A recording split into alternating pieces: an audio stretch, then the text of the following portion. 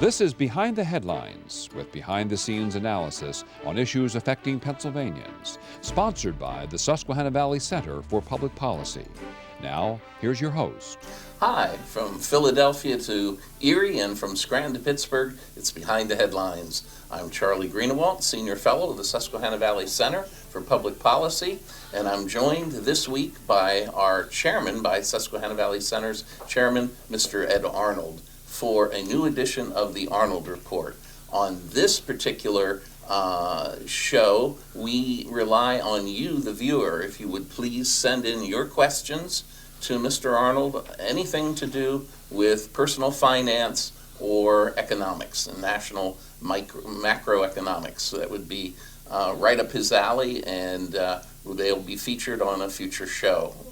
So for this particular show, Ed, we have 12 questions that were submitted, and we'd like to see if you would please share your expertise with our viewers on these topics. Some are very current, some have been around for a while, but let's take a look at it. Warren Buffett's always in the news, and Warren Buffett was on the minds of one of our viewers. The first question says, Warren Buffett recently said his worst mistake in investing was the purchase of Dexter shoes. I've worn Dexter shoes, I think you have too, in Maine. Why was it a mistake, and how much damage did it do to Berkshire Hathaway? First of all, the reason is this was back in 1993. He purchased Dexter shoe for $433 million. What made it exceptionally painful is he bought it in stock. So assuming they kept the stock, today it would be worth somewhere between $10 and $15 billion. Dexter shoe was shut down in 2001. Because basically, I'm sure because China, you couldn't manufacture shoes anymore in this country. Ironically, my business, New Penn, our biggest business for years was hauling the shoe components from New England down to central Pennsylvania. And central Pennsylvania at one time had 20 shoe factories. Of course, we have none today. That's interesting, because I still have Dexter shoes in my closet. Well, they're still made. According to the thing, Buffett owns like 20 different shoe brands. And I'm assuming that, and one of them is Dexter shoe. So they may still be in the stores. But they're, of course, made in China, and it's a very small part. Not made in Maine any longer. The next viewer would like to know, who would you like to see as the next chairman of the Federal Reserve, and why? Well, obviously it's changed. At this point, we know who the next Federal Reserve is. It's Kevin Warsh, W-A-R-S-H, that he's got to be approved by the Senate, and in May, all things being equal, he already has served on the board X years ago and was easily approved by the Senate at that time. But if you had been the president, who would you have? Well, very frankly, I have really no expertise. His qualifications look well, so I think he's a fine candidate. Okay, all right, very good. The next question is, now that the Biden administration is gone, what is going to be the future of EVs, of electric vehicles? Basically, Biden was trying to force feed them down. Obviously, at this point, I'm going to say the manufacturing of electric vehicles in America is going to plummet. Hybrids or some form thereof is probably the future.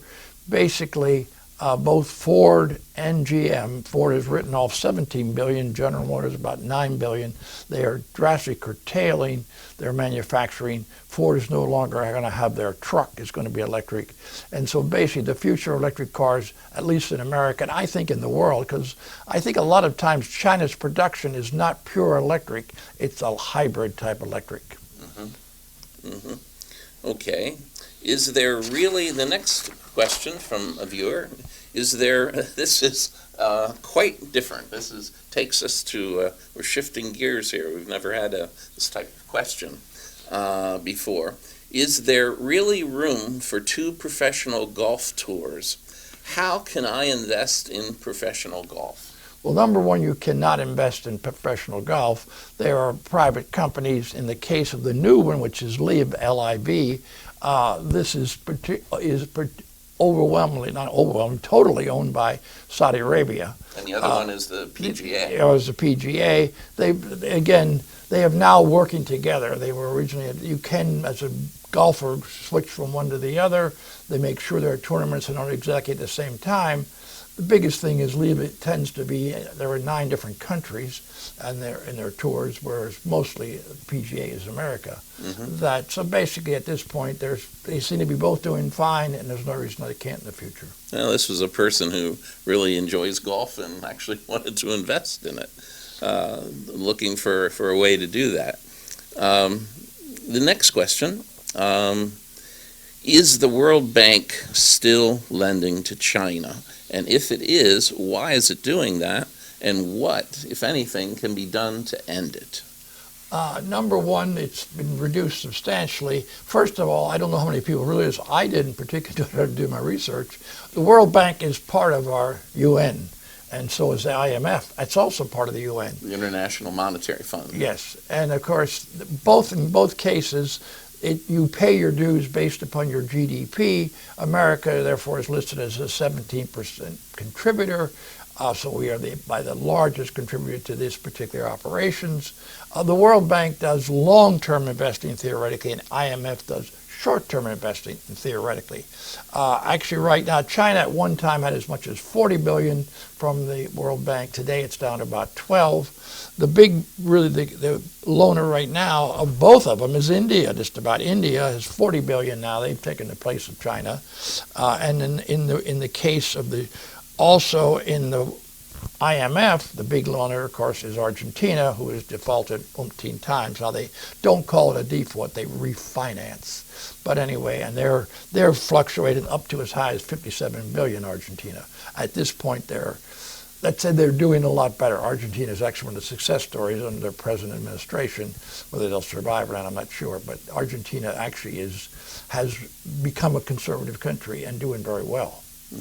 I think this person was approaching this question from the standpoint of the authoritarian nature of the Chinese government, and is the World Bank concerned about that at all, and are they trying to nudge China away from that and into a more liberal system? Well, let's put it this way.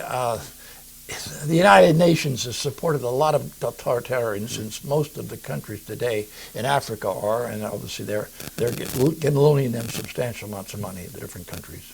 Okay. Our next viewer asks, this is very much in the news and talked about quite a bit at this point. Interested to hear what your take is on it. But what effect has AI had on Pennsylvania's state economy thus far, and what will the long-term effect of AI be on Pennsylvania's economy? At least, what do you think in the Well, it future? surprised me. Pennsylvania is one of the leaders in AI. A lot of it's because of Mellon, which is a very strong university, which has a lot of research in that area. That we are composing the 10th most active states in the AI in the United States. Mellon University in Pittsburgh. Yes, Carnegie Mellon. Carnegie Mellon in Pittsburgh. And obviously one of the big investments is right in our backyard here, of course, is TMI, where Amazon is spending tremendous tens of millions of dollars. In fact, supposedly as high as 90 million. They're also building a major center across the river, what a golf course, I understand. And basically also our governor has passed a law or a decree that if you are going to build a center, you must supply your own electricity, because we do not want to force our grid into trouble. And of course, our grid is being challenged. At the same time, there is supposedly plans by Westinghouse to build 10, they said, different atomic projects in the Pittsburgh area, south of Pittsburgh. So assuming that happens, obviously there'll be a lot of centers more, and again, major, major implications for the economy of Pennsylvania. Do you have any idea when that building for those 10 plants might begin? Well, let's put it this way. NIMBY and the objections from our whole thing, I would think the permitting is going to be very difficult. And we know it takes forever to build atomic power plants. I'm surprised, because there are micro atomic power plants which look very, very promising. But and I think some places, not Pennsylvania, I believe out in Colorado, they're starting to build a microplant, which is basically a factory-built miniature plant. So basically, the future of atomic power is in the microplants, I think, because they supposedly have no risk of a failure, which would cause a big problem like the big ones. And just so the viewers remember, NIMBY is not in my backyard. Yeah. Yeah. So, have you been using AI personally? No, I am not a tech person. That it's like right now in the Super Bowl, there's going to be the Kurt is going to. They're going to have a plan because the halftime program is let's say questionable. So therefore, you can watch from there. They're going to have a thing that you can stream on YouTube to have a good program at halftime during the Super Bowl. Oh yeah, there's an alternative. Yeah, it's an alternative halftime program for the Super Bowl this year. Interesting. Well, you mentioned the grid. You mentioned the electric grid. That feeds right into another question that you've received. What are the recent efforts that are being made to improve and to modernize Pennsylvania's electric grid? What can the average viewer do to stop the price of electricity from going up when the prices of gas and coal are going down? Well, number one is, of course, continue to support that we keep our present coal plants, which Pennsylvania has quite a few, online, so therefore that we do not have a shortage of energy. That's really the only thing. Obviously, the governor seems to be addressing the fact that we do have a problem with our grid. The grid all over the country needs to be upgraded, and at this point it appears we're recognizing the problem, so I assume we're going to address it. Mm-hmm. Okay. We're going to take a break here, and we'll be back in just a minute with the second half of the Arnold Report. We'll be right back after this. Behind the Headlines is brought to you as a public service by the Pennsylvania State Association of Township Supervisors, the largest, most influential municipal association in the Commonwealth. Since 1921, PSATS has been preserving and strengthening township government and securing greater visibility and involvement for townships in the state and federal political arenas.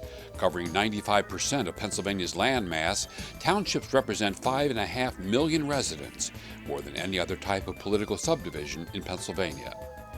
Additional underwriting provided by the Worrell Corporation Foundation, based in Carlisle, Pennsylvania, by the Edward H. and Jeannie Arnold Foundation, and by the Pennsylvania Manufacturers Association. Business in Pennsylvania is our business. Behind the Headlines is also supported as a public service by the Pennsylvania Highway Information Association, the go-to source to learn about transportation projects and issues. Visit pahighwayinfo.org. Hi, welcome back to Behind the Headlines. And in this week's edition, we are with Mr. Ed Arnold, our chairman of Susquehanna Valley Center for Public Policy, and we are on looking at the Arnold Report, a new edition of the Arnold Report. We're going through the questions that you, the viewer, have sent in to us. And again, we encourage you to continue to send questions in for Mr. Arnold. See if you can stump him. And the chyron on the bottom will show you what the email address is. Okay, Ed, we'll get on with the next question from a viewer. Is that I have been slow in starting an investment plan for myself and my family. What's the best way to start now and make up for lost time? Do you have any recommendations for me? Should I start with ETFs? And I guess the first thing I have to do is tell us what an ETF is. It's exchange traded fund. Okay. Basically, and the fact that you know about ETFs means you obviously have some knowledge of investing, and I agree with you that that's probably the best way to do it, unless you have a very large amount. And actually, the number of advisors that outperform the ETFs is limited, because the ETFs have an extremely low, generally a 0.02 fee, whereas a manager is at a 2% fee. And to overcome that difference, they generally haven't done a good job. So overall, the answer is you should look at your ETFs. You obviously got to weigh your own risk tolerance, but if you're starting late, that I'm going to have to say you probably have to work longer, because basically the power of investing is in compounding, and therefore it takes years. Compounding interest, or compounding your investment. And so therefore, overall, that picking an ETF, if you have a particular industry or particular area that you like, of course you pick that ETF. If you want to pick the general S&P ETF, which is of course the lowest risk because it's spread upon the entire economy. But basically there are no shortcuts. Unfortunately, it takes time, and again, you don't want to risk more than you can afford to lose. Yeah, I wonder what spurred the person to realize that they were late starting and they needed to make up for lost time. Maybe it was an episode of Jim Cramer or something. Well, also they may have had other expenses such as sending kids to college and things like that. That'll do it, yes. The next question from our viewers, Ed, is please tell me what tax loss harvesting is and how does tax loss harvesting work? Well, it's pretty simple. It's simply balancing your tax liability. So if you have a particular investment that you want to sell that has a big gain, you look for one of your other investments that you have a loss, and you try to balance it against them, and therefore you would eliminate your taxes. So overall, it's just very simply balancing your sells between winners and losers. Okay. Is that widely used? Yeah, I think a lot of people try to look at their portfolio and say, gee, this is a stock that it doesn't look that good. I have a loss, and here I definitely want to sell this one because of a big gain. You try to do that. Yeah, I think people do that. Okay. The next question is, what is the best way to pay for the long-term health care costs of a family member? Which ways do you recommend using for financially taking care of healthcare long-term costs for a family member? I think really, to my knowledge, there's only one way really, and that's insurance. There are very good insurance policies that would cover with cost of living adjustment, but they're very expensive. But at the same time, you get the protection you want. The insurance company takes the risk. You pay them to take that risk. And that, to me, I don't know of any other method, because we know healthcare costs are accelerating. People are living longer. And so the insurance company would be the one that would basically be guaranteeing you they'll take care of the expenses. Mm-hmm. Okay.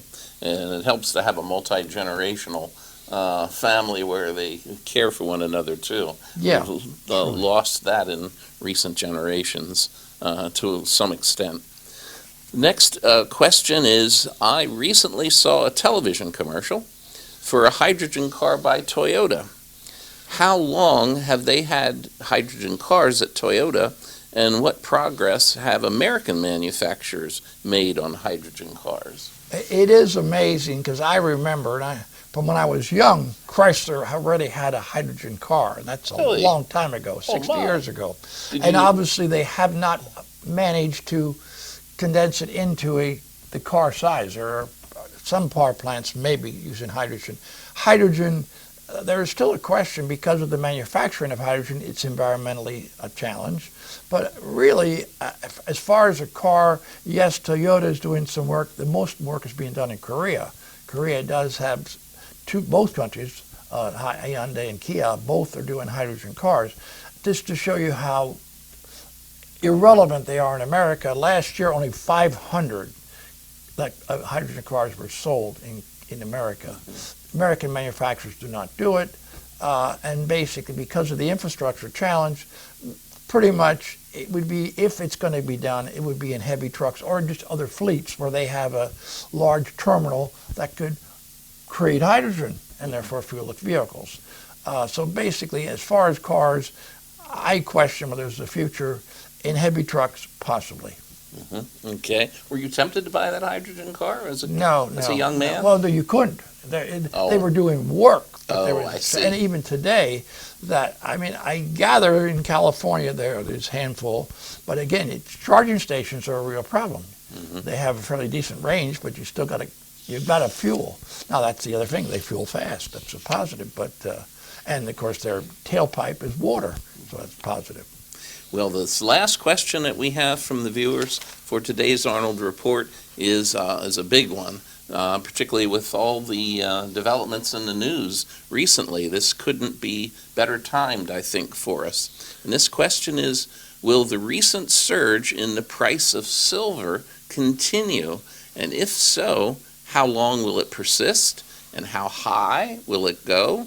And what are the reasons for the surge in the price of silver, Ed? Okay, well, let's just talk a bit about the history of silver.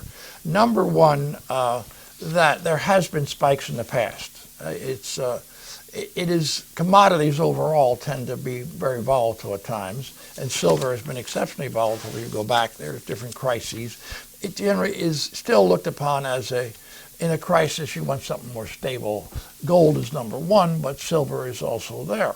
Now, the biggest thing that's happened now, though, is that, number one, only 28% of silver comes from silver mines.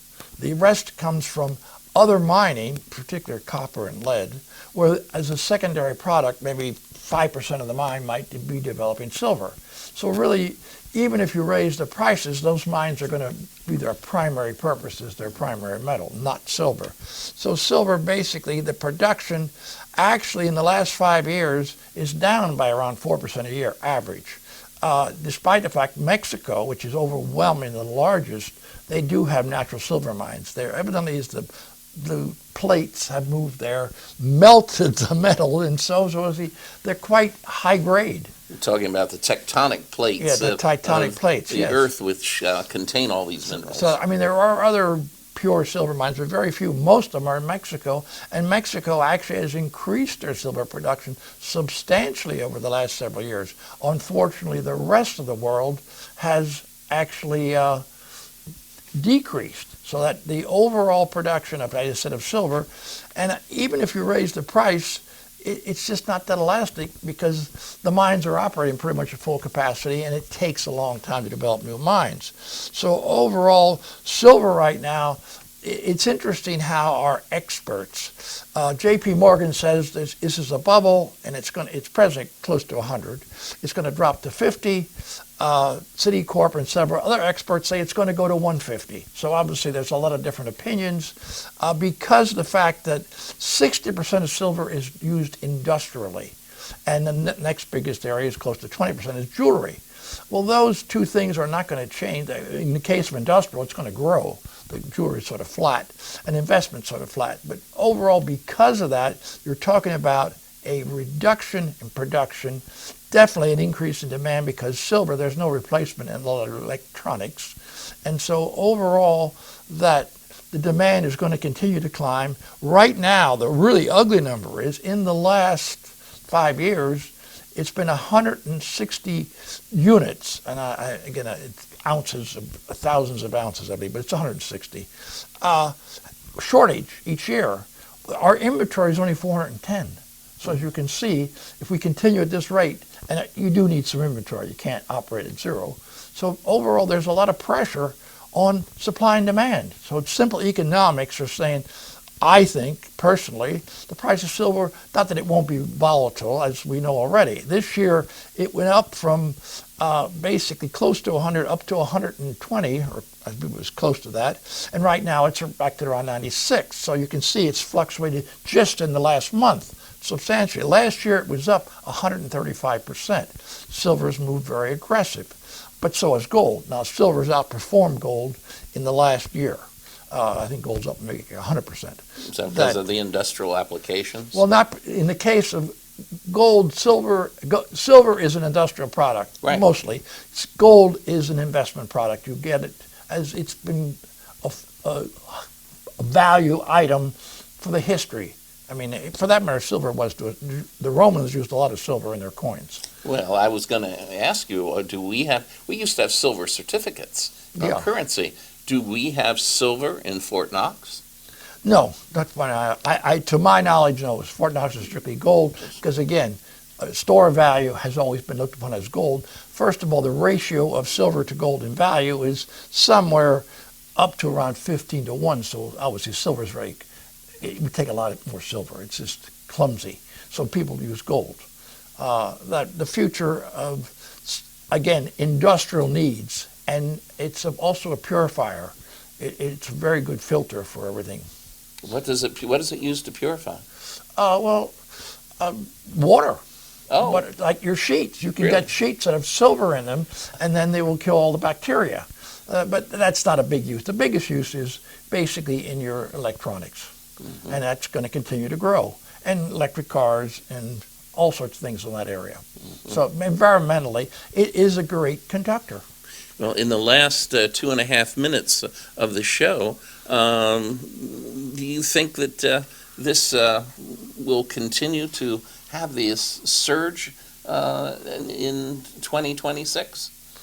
You're talking about silver. Silver, yeah. Oh, yeah, I do. I think because economically there's a challenge and there's no substitute that's nearly as good.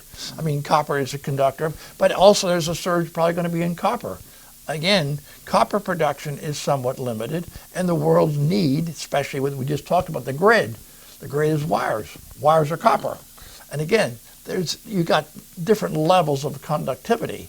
And obviously silver is way better than copper, but copper is way cheaper than silver. Yeah. So obviously, but there's also tremendous demand for copper in the world, and there is a limited. Now, in America, we are, with our present president, aggressively trying to back into mining. America does, actually, I said that right now, there's 6,300 units from Mexico. America's got 1,000. So we are a producer.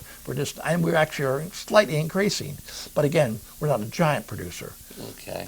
Well, in the last minute of the show, and we've talked to you about this in the distant past, if you want to invest in silver, what's the best way?